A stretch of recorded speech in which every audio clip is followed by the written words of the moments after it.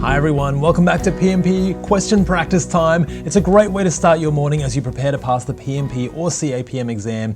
We're going to go through 5 questions, nice and easy. I'm going to look at them for the first time as well and we'll solve them together. Let's jump into the first question. The first one, as you're a project manager and you understand the importance of interpersonal skills to enhance the probability of project success. This is extremely important actually. Communication and interpersonal skills form a huge part of your project success. So which of the following is not one of the types of project managers' interpersonal skills? Team building, that is one. Leadership, that is one. Communication, very big part of it. Dictating to others, probably not going to be one of our interpersonal skills unless you can get away with it as an actual dictator. But even then, you're not really building relationships, you're just forcing it down on people. So let's go with B as not included in interpersonal skills. Answer B.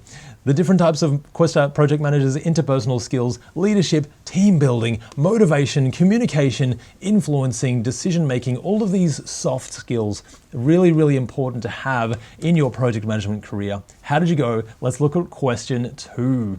Question 2, you're working on a new feature in your project and you need to estimate the costs to complete it. Okay, an estimation one, this is great. You have the work packages from the lowest level of your work breakdown structure, and the teams have all given their estimate to complete their parts. This looks like bottom-up estimating to me. What estimation technique will you use for the feature estimate? Parametric estimating. Maybe it's $1 per meter, for example. Bottom-up estimating, probably that one. 3-point estimating, probably not under these circumstances. Analogous estimating, that's where we're looking at something similar, like a past project. We don't really need that in this case because we have all the information from our teams, bottom up, and we put that up and up and up to a final project estimate here. So let's go with letter B for now. Answer B. Bottom-up estimating. It's the technique where individual activities' cost or duration is first estimated to derive the estimate for the overall project by rolling up those estimates on each activity, exactly as we were talking about there. So that's wonderful news. I love these types of questions actually. So estimating is a really great thing, and there are a few different ways to do it, as we can see here as well. So let's look at the next question. Question 3, you're working with a project sponsor who has a thorough understanding of motivating individuals. Okay, what is the 3rd level need of Maslow's hierarchy after physical needs and security? Wow, okay. So this is definitely something, this is great to be aware of actually. Maslow's hierarchy of needs is a fantastic thing, especially for team motivation and team building.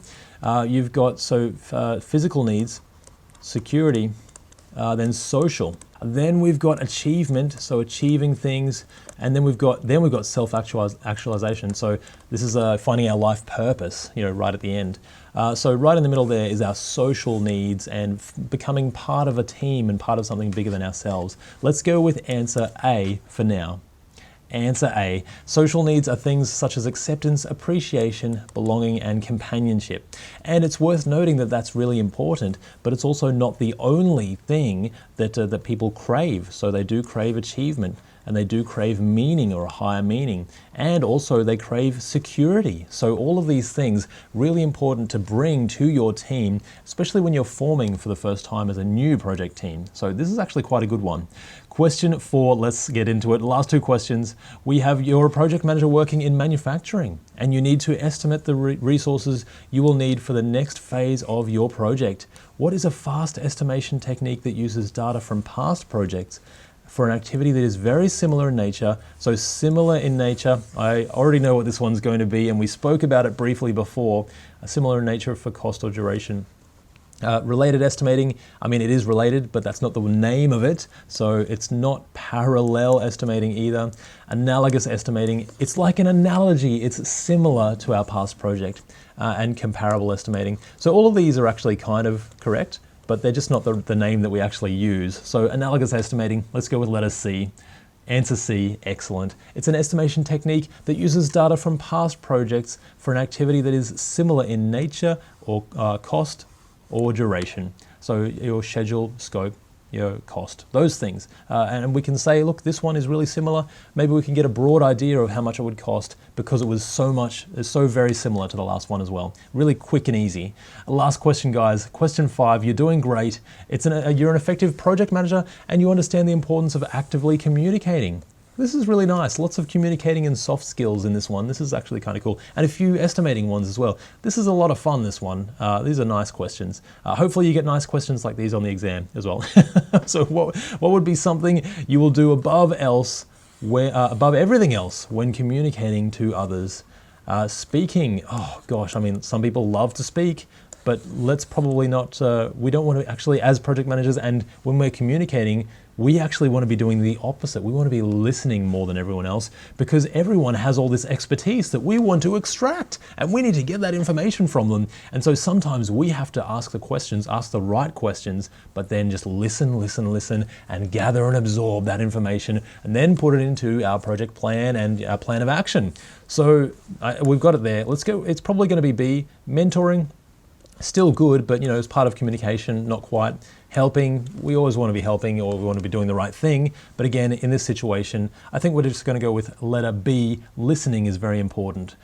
Answer B. Sound listening skills are necessary to maintain long-term and active communication with all the team members of your project team and to ensure that you capture others' messages correctly. And just from personal experience, I have worked in teams, and you will work in teams where there is one person or maybe a few people who actually just don't listen, and that can be extremely painful and hard. It just makes things hard to work through. So don't be that person. Be the person who does listen, and make sure that you understand by reflecting back what someone has said. Is this is how I've heard it. Is this actually correct? Is this what you meant? And make sure that everyone gathers that understanding together. That will really help you in your soft skills and in your project management career. And we've reached the last question. Unfortunately, I love doing these things, so I hope that you've loved it as well. And I know that you can pass the PMP exam because you're practicing with these questions with me. And also, if you keep studying every day and keep practicing every day, I absolutely believe that you will pass the PMP exam. And I'll see you in the next video, and bye for now.